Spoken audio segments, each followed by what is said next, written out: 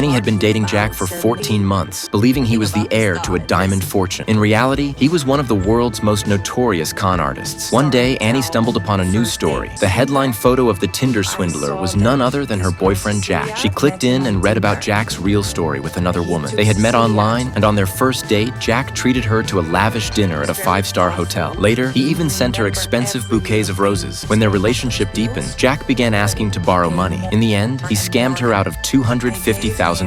Annie had received the same messages. The urgent photos Jack had sent to others, his bodyguard bloodied and injured, were also sent to her. That's when she started lending him money. By then, Annie had already given him $140,000. During a few short hours on a flight, the reality sank in, and her heart turned to stone. Soon after, Jack asked Annie for more, begging her to sell her car and house. But this time, Annie, who worked in fashion, decided to fight back. She told Jack she had no money, but pointed out his closet full of designer clothes, things that could be worth a fortune if sold. She offered to sell them for him, and Jack agreed. Annie flew to the Czech Republic to meet Jack, a risky move. Luckily, Jack's narcissism blinded him to her true intentions. He even took her to a cosmetic surgery clinic, trying to get her to pay for major procedures: nose, cheekbones, lips, chin. But the surgeon refused, saying only criminals requested such extreme alterations. Jack broke down in tears, but Annie knew he had reached the end of the line. Back at his place, Annie quietly packed up box after box of Jack's designer clothes. Once home, she began selling everything: luxury outfits, shoes, handbags. She ignored all of Jack's calls and texts. 3 weeks later, Jack finally lost it, sending furious voice messages filled with rage.